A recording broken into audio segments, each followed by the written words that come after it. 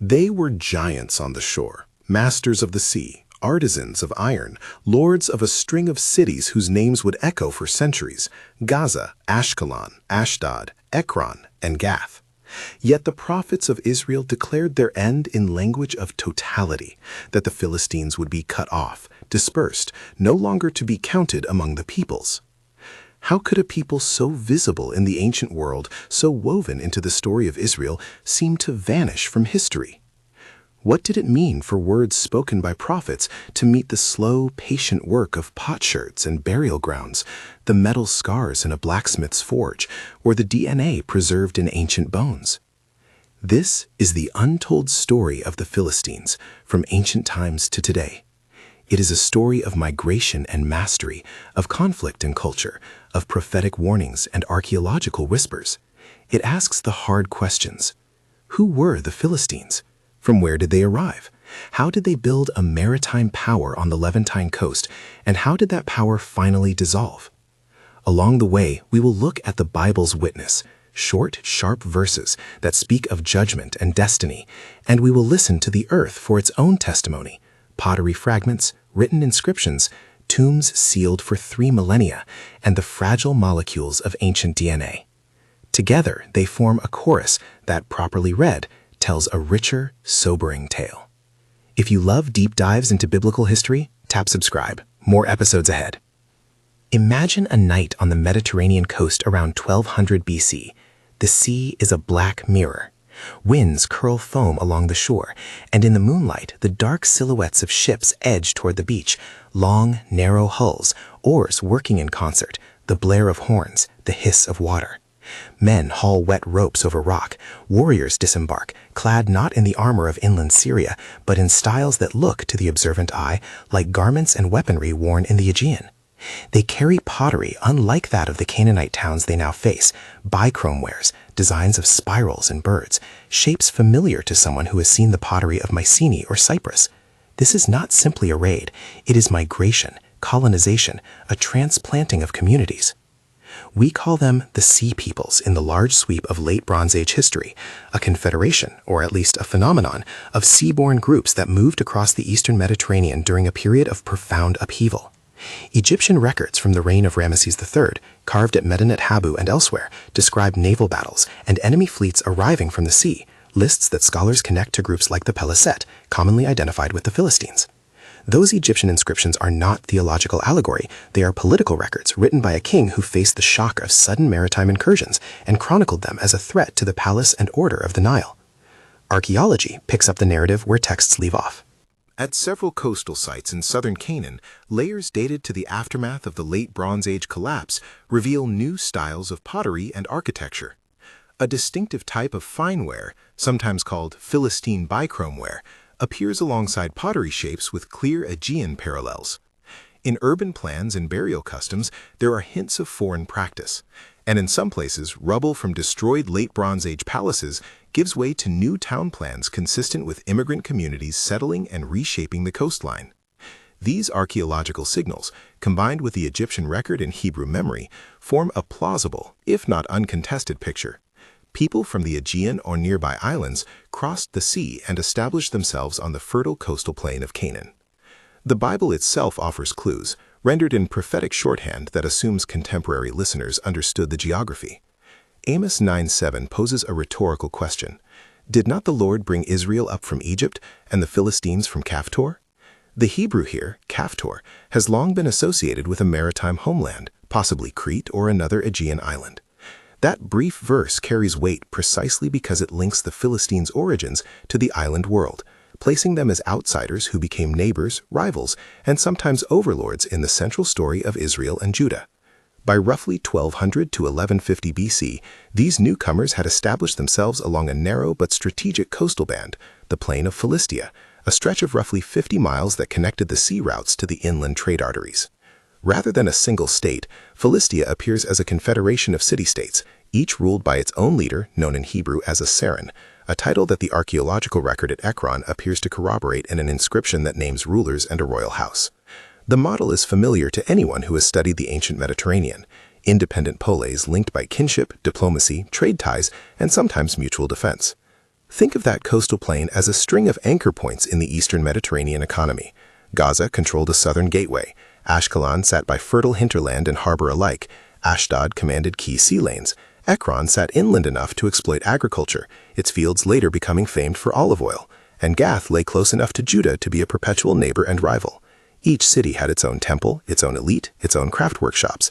They shared cultural markers, types of pottery, certain religious names, dietary habits such as elevated pig consumption, and together they formed a maritime society whose influence punched well above the size of its population.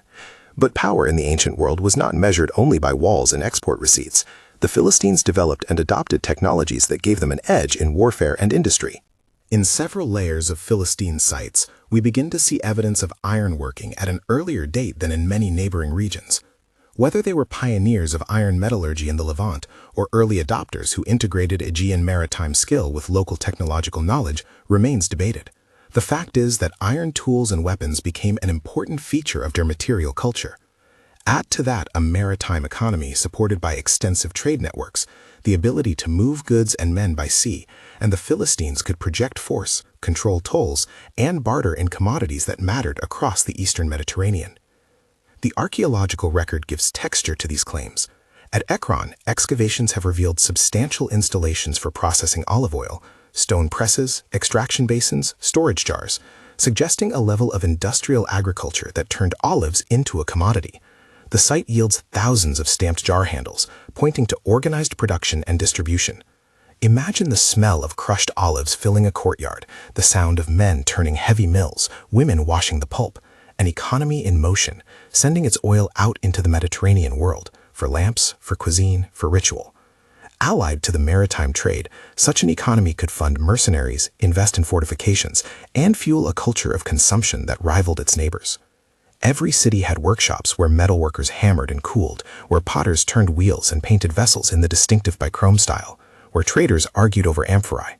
Bones from refuse heaps tell us about diet. Pig mounds appear in Philistine contexts with a frequency that stands out against their Israelite neighbors, who more strictly observe dietary patterns linked to Torah traditions. These differences are a kind of social punctuation. Foodways mark identity as surely as dialects or dress. Religion, too, left traces. The Philistines worshipped a pantheon that included figures named in the Hebrew narratives: Dagon, whose temple is the backdrop to the famous story of the Ark in 1 Samuel, Ashtoreth, a goddess with Near Eastern antecedents, and other local deities who reflect a blend of Aegean, Near Eastern, and local influences. Temples excavated in Philistine cities reveal architecture and cultic objects that, while not identical to Greek sanctuaries, reflect a syncretic religious life. The biblical accounts capture moments of collision with these cults. The capture of the Ark and its placement in the house of Dagon is narrated with theological drama in 1 Samuel 5, but archaeology simply provides a parallel texture: sanctuaries, cultic installations, figurines, and altars. If we step back from temples and workshops to the wider stage, the picture that emerges is of a people who had become indispensable to the region's political economy. Their ports linked inland producers to maritime consumers. Their cities could threaten or secure trade routes. Their warriors, refined by seaborne raiding and by the weight of iron, could challenge neighboring hill states. Yet their strength became a magnet for empires. This is where the prophetic literature begins to appear, not only as theological pronouncement, but as a running commentary on geopolitical shifts.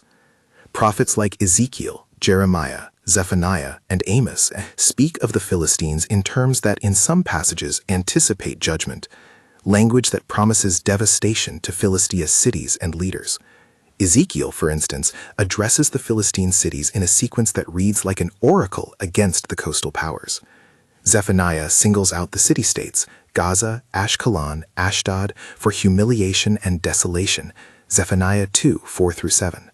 Such texts, written in the prophetic idiom, frame the Philistines' fortunes as part of a larger theological drama in which imperial actions are not merely political events, but opportunities for prophetic speech. But prophecy must be read with care. Ancient oracles often comment on power realities in poetic terms. When a prophet declares a city's end, he speaks from the perspective of divine justice as perceived in his own historical moment.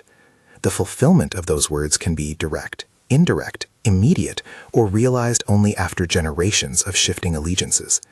At the same time, the archaeology and historical records allow us to trace the mechanisms by which a city-state loses autonomy, sustained imperial pressure, population displacement, economic decline, and gradual assimilation into the structures of a larger polity.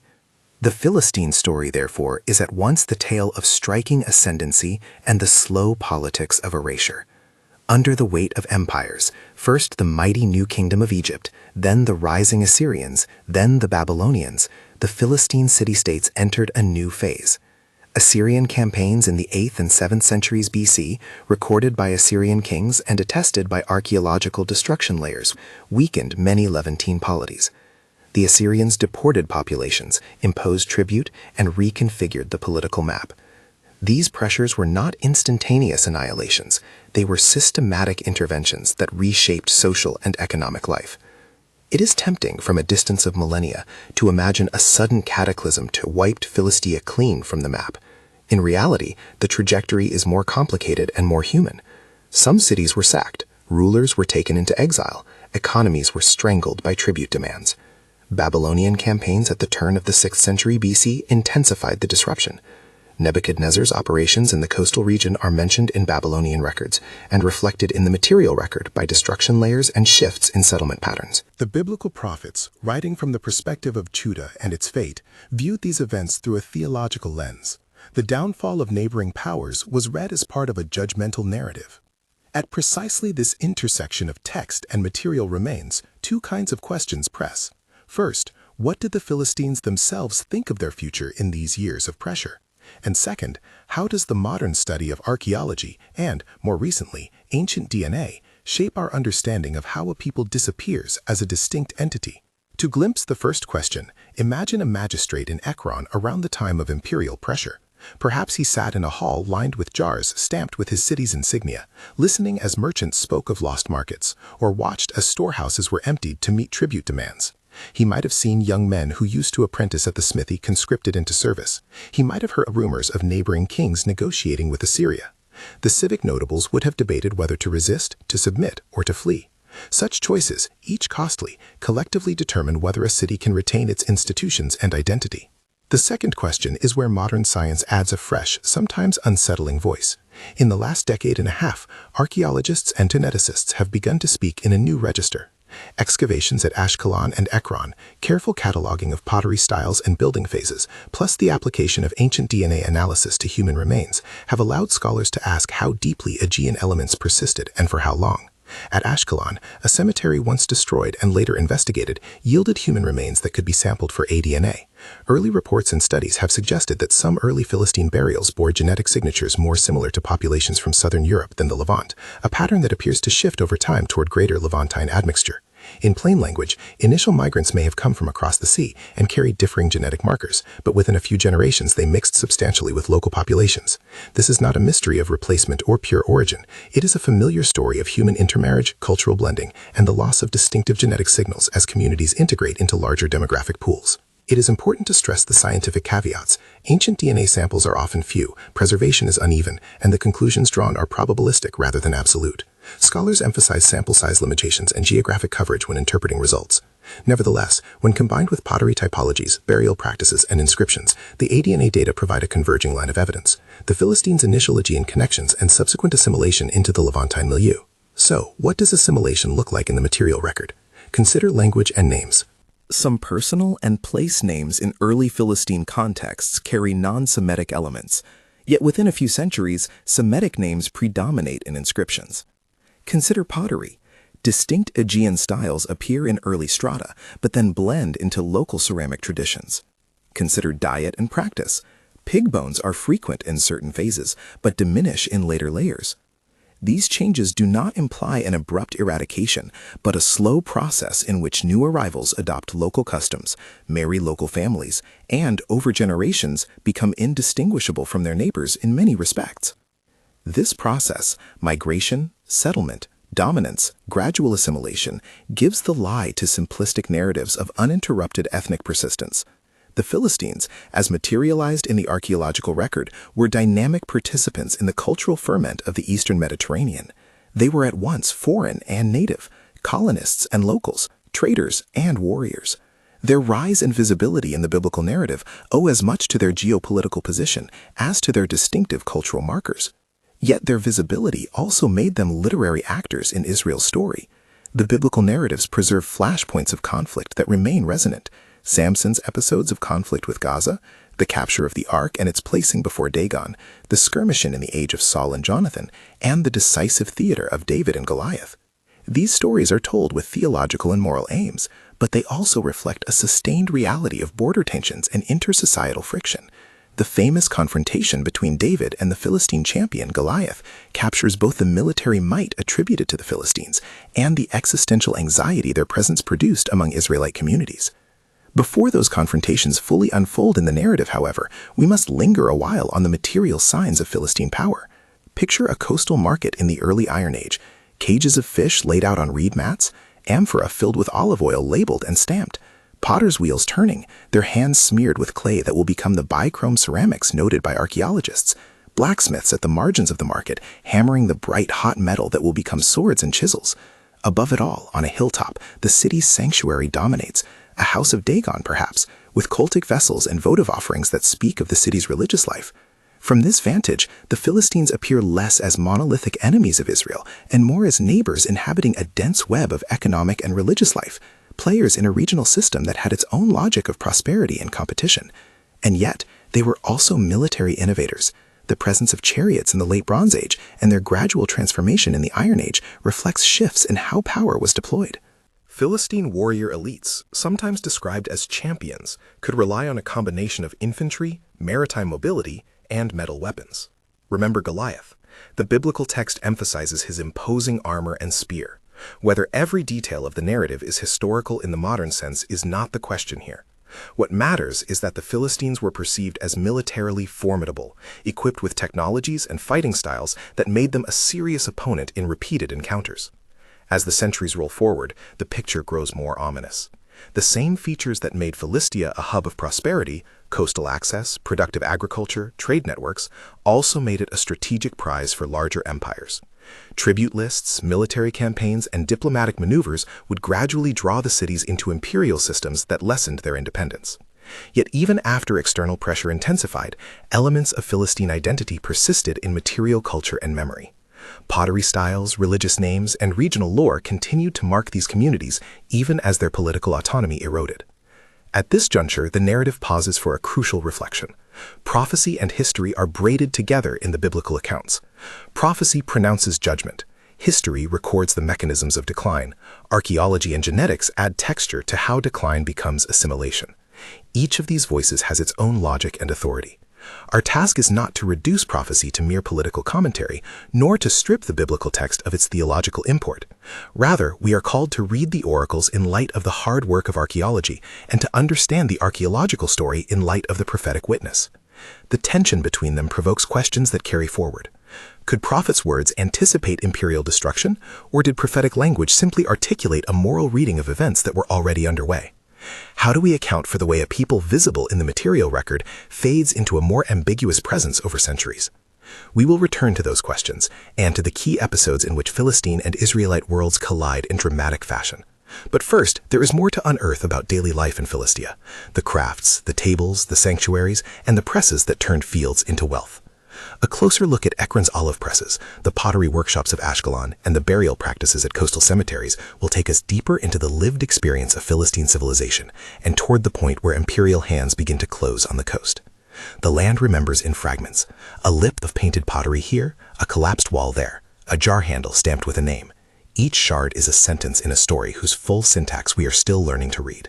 But as the fragments accumulate, a pattern emerges, one that challenges simple accounts of identity and invites us into a layered, humane reconstruction of a people who were, for a crucial span of centuries, both foreigners and natives, conquerors and neighbors. It is a story that the prophets spoke about in terse, solemn cadences. It is a story that the dust of the field keeps whispering, and it is a story that science now helps us articulate with new precision. And so we stand at a crossroads in the narrative. The seafaring origins and early consolidation of Philistia have been sketched. The structural features of its city-states have been surveyed. The marks of economy, religion, and military innovation have been traced. Ahead lies the long and fraught road of direct confrontation with Israel, the crises that produced Samson and the Ark narratives, the leaders whose names ring through Samuel and the early monarchic tradition, and the imperial shadows of Assyria and Babylon that will press ever more heavily upon the coast. Ahead, too, is the more recent story, how excavators and geneticists have opened new windows into Philistine life and disappearance, and how the name Philistine would in time become a label stretched across centuries and languages. Before we move into those turbulent chapters, however, one site deserves particular attention because it so vividly ties economy to identity. Ekron, where pottery stamps and olive presses reveal a city that was an industrial actor in the ancient economy. Here, massive installations for pressing oil were not merely agricultural paraphernalia.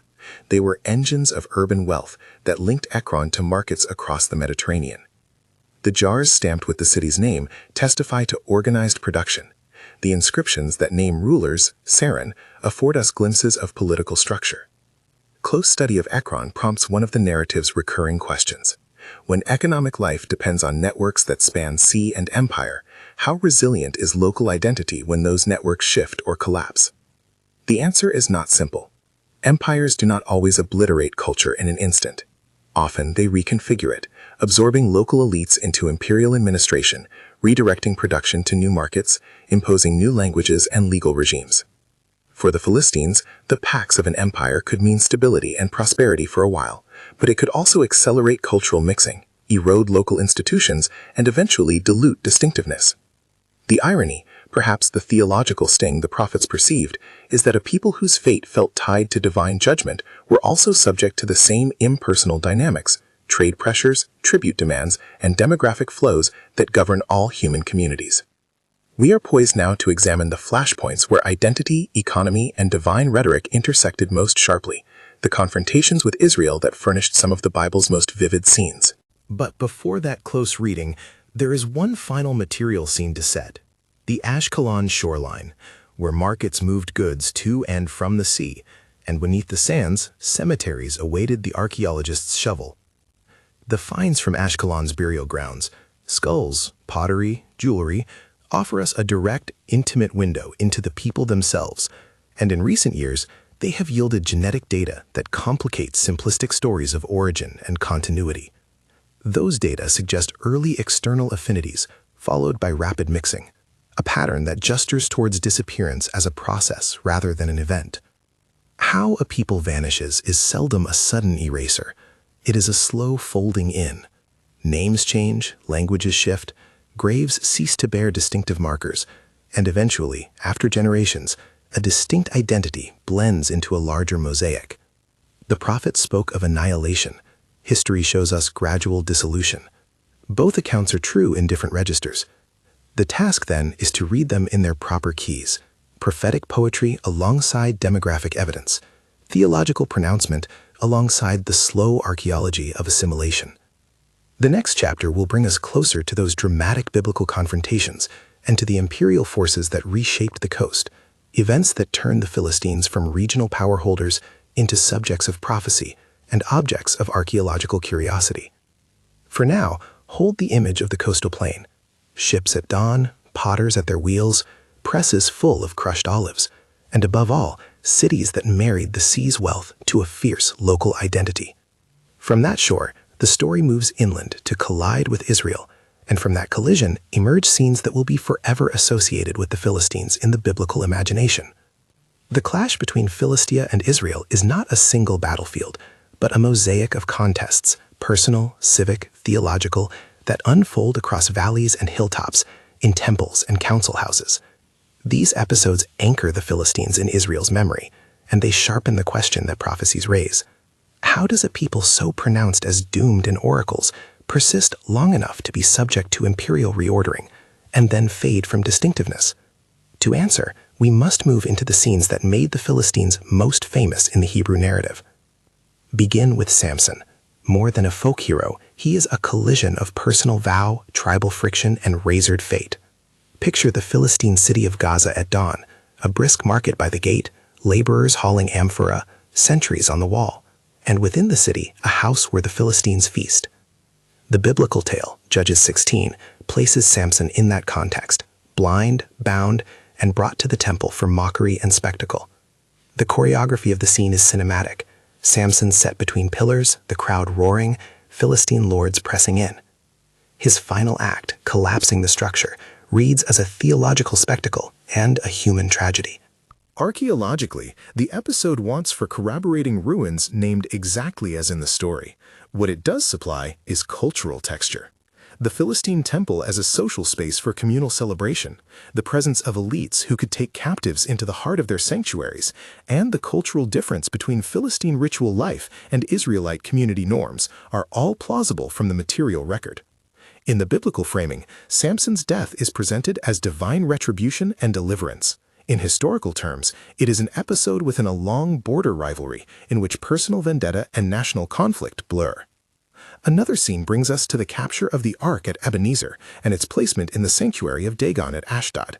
1 Samuel 5 recounts the Ark being taken and set in the house of Dagon, where Dagon's statue falls and breaks before the Ark.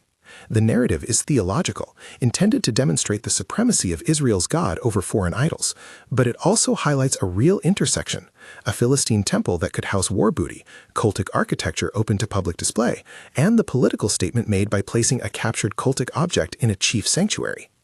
Archaeology has revealed temples and cultic installations in Philistine cities consistent with such spaces, and the recurrent presence of Dagon in the textual record suggests that the name was widely recognized among their religious vocabulary.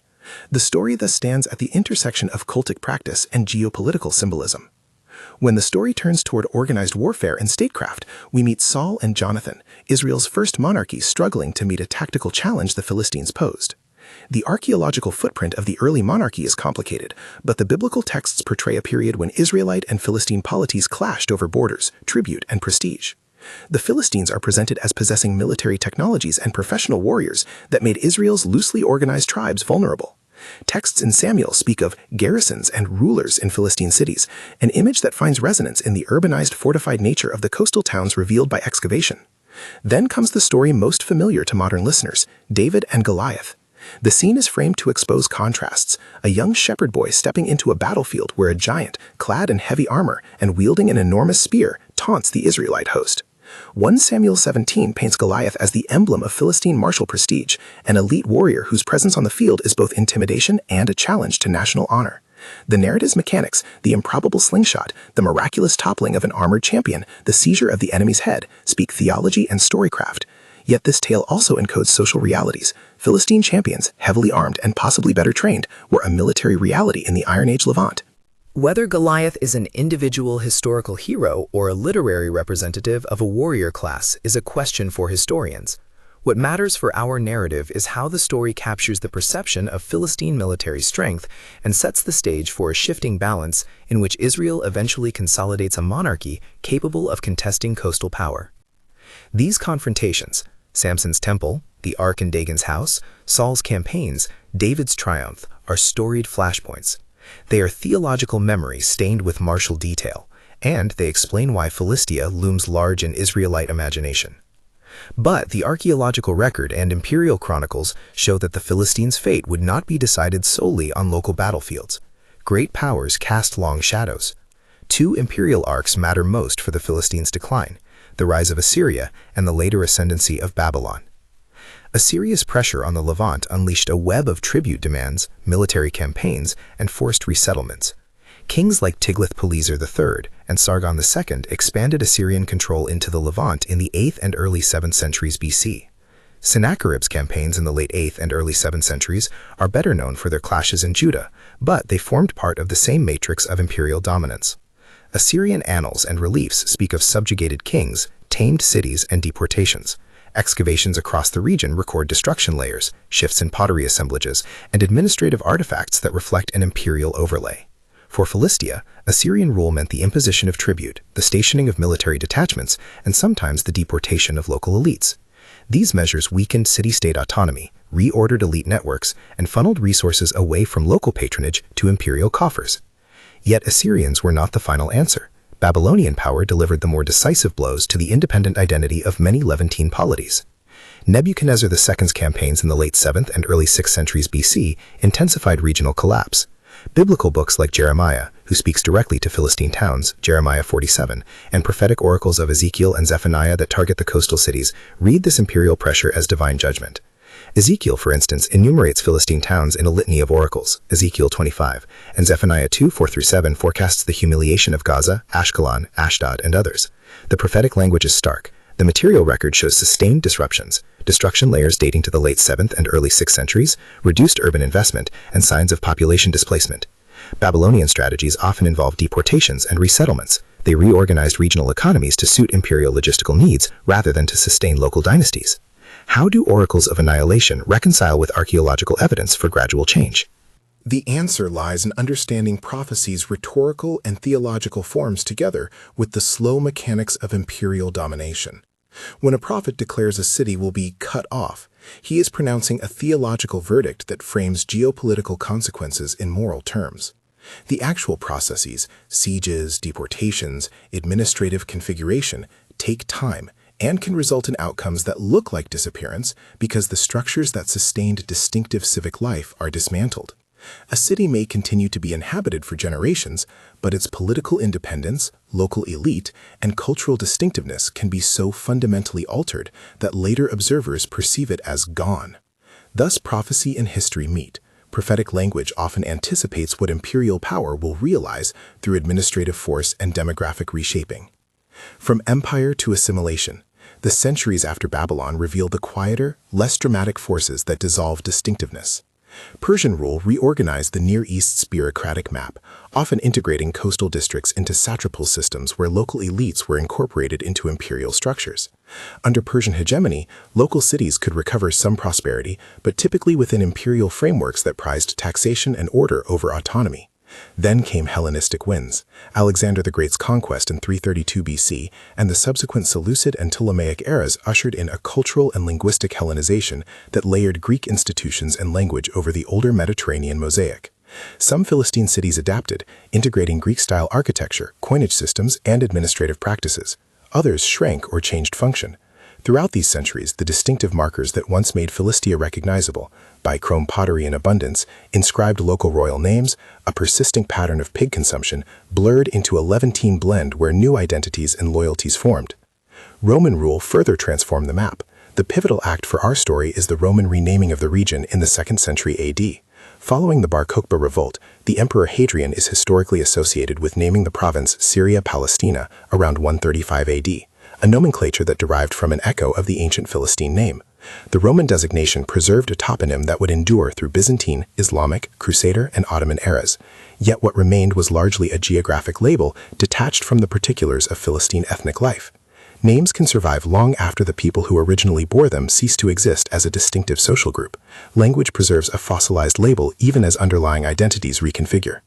If we now turn from imperial politics back to the trenches and laboratories of modern scholarship, a new kind of evidence complements the textual and ceramic record, ancient DNA. The last decade has seen the application of aDNA techniques to human remains from coastal Levantine sites, including cemetery material from Ashkelon that has been widely discussed. Early publications and reports from Ashkelon indicated that some individuals from the earliest Philistine strata carried genetic signatures with affinities to populations from southern Europe, a pattern congruent with the hypothesis of Aegean or islander origins.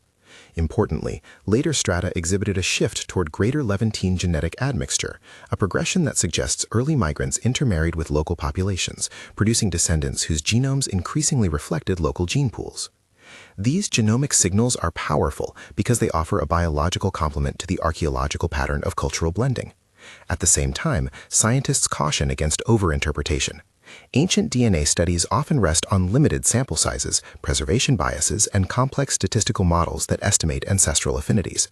The Ashkelon data, while compelling, are part of a larger ongoing research program and must be weighed alongside pottery typologies, burial practices, inscriptions, and historical texts. Scholars rightly highlight that DNA indicates biological relationships, not cultural identity. A community can adopt local languages, religions, and lifeways, even while a trace of different ancestry persists in the genome. Thus, aDNA strongly suggests a narrative of migration followed by rapid assimilation, rather than a straightforward replacement or continued ethnic isolation. Archaeology and aDNA together help us reconstruct the arcs of assimilation.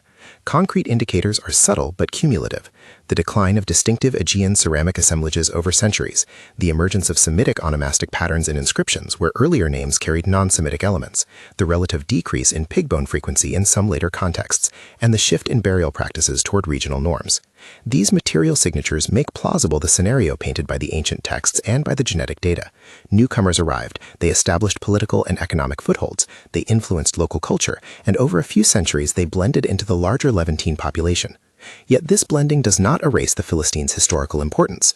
Their presence reshaped the Levantine coast politically and economically. Their conflicts with Israel produced some of the most enduring narratives in the Hebrew Bible, and their material culture, bichrome pottery, iron tools, olive oil industries, left a tangible imprint in the archaeological strata.